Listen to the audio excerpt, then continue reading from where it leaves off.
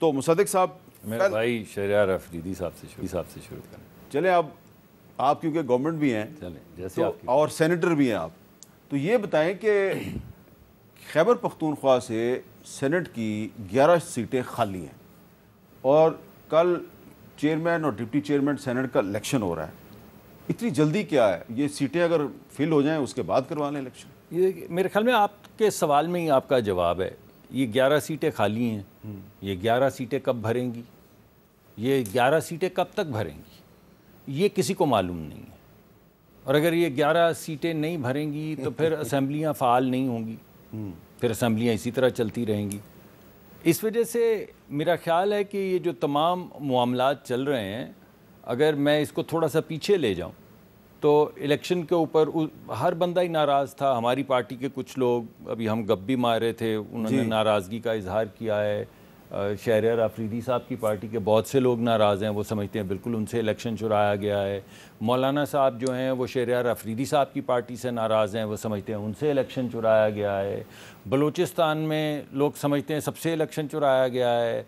सिंध में जो आप समझते हैं कि MQM ने इलेक्शन चोरी कर लिया, MQM समझती है कि उनसे इलेक्शन चुराया गया। यानी पूरे मुल्क के अंदर कोई ऐसी जमात नहीं। और वो जमात इस्लामी ने तो जवाब ही दे दिया, उन्होंने तो कहा कि हम सीटें ही नहीं लेते, जीती हुई सीटें भी नहीं लेते। यानी एक अजीब व गरीब मामला चल रहा है। तो उस तमाम चीज़ों को अगर मद्देनज़र रखें तो जब PTI ने क्लेम किया या सुन्नी इत्तेहाद की शक्ल में जो पार्टी बनी है, उन्होंने कहा कि मेजॉरिटी तो हमारी है। जब उनने कहा कि मेजॉरिटी हमारी है तो उनको दावत दी गई कि आप ऐसा कीजिए, फिर आके हुकूमत बना लीजिए। और जब आप हुकूमत बना लेंगे तो आपकी अपनी सुपरविजन के अंदर बाकी दीगर तमाम मामला तय होंगे, जिसमें ये इलेक्शन कैसे हुआ, आने वाले इलेक्शन कैसे होने चाहिए, पिछले इलेक्शंस कैसे हुए थे, ये हर मरतबा इलेक्शन जो है वो क्यों इस तरह का एक बन जाता है कि जब ये जीतते तो हम नहीं मानते, हम जीतते तो ये नहीं मानते, कोई और जीत जाए तो हम दोनों नहीं मानते। ऐसे तो बड़ा मुश्किल हो जाएगा मुल्क को चलाना। तो क्यों ना ऐसे किया जाए कि आप आ जाइए और चले, हमारी तो मान ले खोखली दावत थी, लेकिन जब पीपल्स पार्टी ने यह कह दिया, जिसके साथ मिलकर हमने ये बनाई हुकूमत, इन कह दिया कि हम गैर मशरूत तौर पे आपको सपोर्ट करने के लिए तैयार हैं, तो अगर PTI ने या सुन्नी इत्तेहाद ने ये सीटें जीती थीं तो उनको चाहिए था कि हुकूमत बना लेते, ताकि ये तमाम मामलात जो हैं वो ख़ुद तय कर लेते।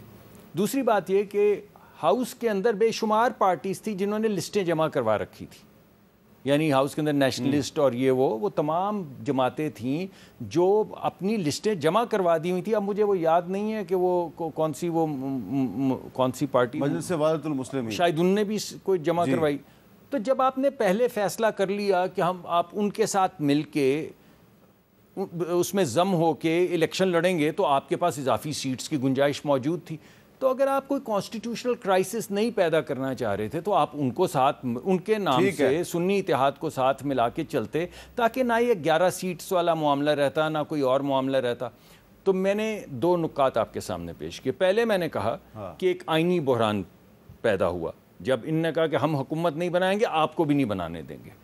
दूसरा बहरान पैदा हुआ कानूनी, जहाँ पे इनने कहा कि अगरचे हमारे पास वो मुतहदा मजलिस वाहिदुल मुस्लिमीन जी MWM मौजूद है, लेकिन हम उस पार्टी में जम होंगे जिसने जमा नहीं करवाई हुई। तीसरा हुआ कि अगर ये दोनों चीज़ें सेटल हो जाएं तो हमें ख़त लिख रहे हैं IMF को, ताकि इक़्तिसादी बहरान अब बात आगे चलेगी काफ़ी। शहरयार अफरीदी साहब, अब कोशिश की आपकी पार्टी ने कि इलेक्शन जो है रुक जाए, चेयरमैन सेनेट के और डिप्टी चेयरमैन सेनेट के रुक जाए इलेक्शन, लेकिन रुक नहीं रहा। तो ये क्या अब एक सियासी शिकस्त नहीं है आपकी? बिस्मिल्लाहिर्रहमानिर्रहीम। सबसे पहले आपका शुक्रिया, तमाम तारीफ़ें रब की और करोड़ दरूद इमामुल अंबिया पे। हामिद भाई, बड़े अरसे बाद आपके स्टूडियो आया हूँ, शुक्रिया। सिर्फ मैं इतना कहना चाहूँगा कि मुसद्दिक भाई के साथ नज़रियाती डिफरेंस तो बहुत ज़्यादा है, लेकिन we enjoy very good relations. और मेरा भाई बड़ा प्यार से पतली गली से निकल गया। इतना भी आसान नहीं है जितना इन्होंने बना दिया। कभी ROs का इलेक्शन का आ गया, कभी जी इलेक्टोरल रिफॉर्म्स के लिए आओ मिल बैठ के कुछ करते हैं। मैं माजी में ज़्यादा नहीं जाना चाहूँगा। जो भी हुआ, कौम ने 2018 के बाद 2024 में देखा, कॉन्स्टिट्यूशनल बहरान की बात कर रहे हैं, आइन क्या अमली तौर पे है? 3 महीने के अंदर इलेक्शन करने थे, आप लोग उसके बेनिफिशरी हैं।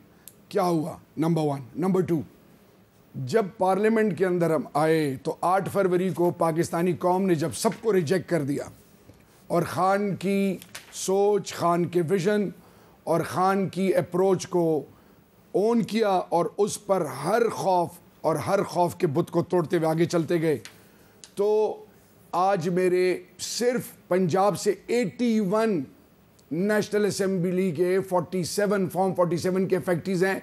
मलिक बैरिस्टर तैमूर उसको हेड कर रहा है। 8 फरवरी की रात और फिर 9 फरवरी की शाम, यानी दोपहर 3 बजे तक 9 फरवरी मुझे पुलिस तो छोड़े, अपने हलके में मेरे भाई और मुझे कोई मुंह नहीं लगा रहा था, और उसके बाद फिर सलूटें शुरू हुई। मैं सिर्फ ये कहना चाह रहा हूँ कि पाकिस्तान की तारीख़ के बदतरीन कंट्रोवर्शियल इलेक्शन, ये जो अंदर पार्लियामान में जो पीडीएम मौजूदा है फेज़ 2, ये सारे मिलके 45 सीटें नहीं जीती पूरी पाकिस्तान से। इन्होंने ये बात कर रहे हैं कि जी पीटीआई एमक्यूएम से और इसी तरह हुकूमत का। हमने कहा जब आपने पूरे निज़ाम को उलट दिया है, जब आप पाकिस्तानी कौम जिसने नारा लगाया था कि वोट को इज़्ज़त दो, आपने वोट की इज़्ज़त का जनाजा निकाल दिया है।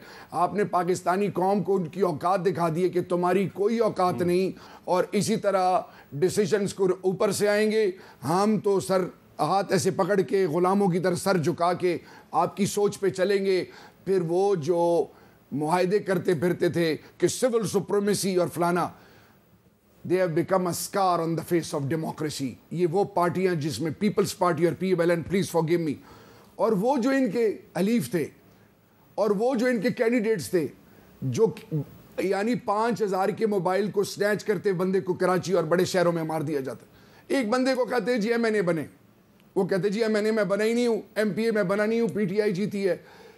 इनको उससे भी सबक नहीं मिला, और अब ये एक ऐसी इबरत बनने जा रहे हैं। हुकूमत में है ना, इनको इंशाल्लाह जी चेयरमैन सेनेट कल बनाने जा रहे हैं अपना। अभी मैं आ रहा हूँ ना जी।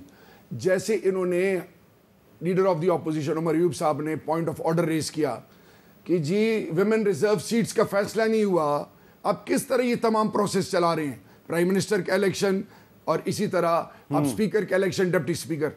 अभी KP में 11, ये देखें मुझे बताएं, supreme court, high court, lower court से लेकर हाई कोर्ट, सुप्रीम कोर्ट, सबको हम ओन करते हैं, वैल्यू करते हैं। हम रूल ऑफ लॉ की बात करते हैं, हम आइन की बात करते हैं।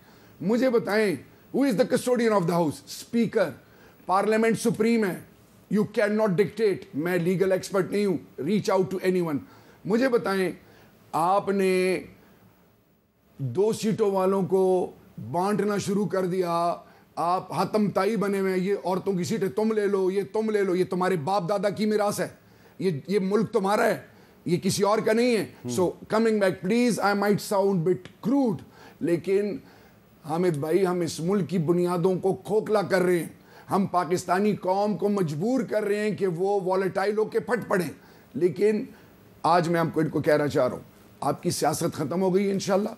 अब रही सही कसर जो इस मुल्क के साथ कर रहे हैं, हम वो नहीं करने देंगे। हम आइन और कानून के अंदर रहते हुए तमाम लीगल फोरम्स और इवन हम रोडों का भी रुख करेंगे। But one thing is for sure, ये सारा इनके गले पड़ेगा। Mark down my words.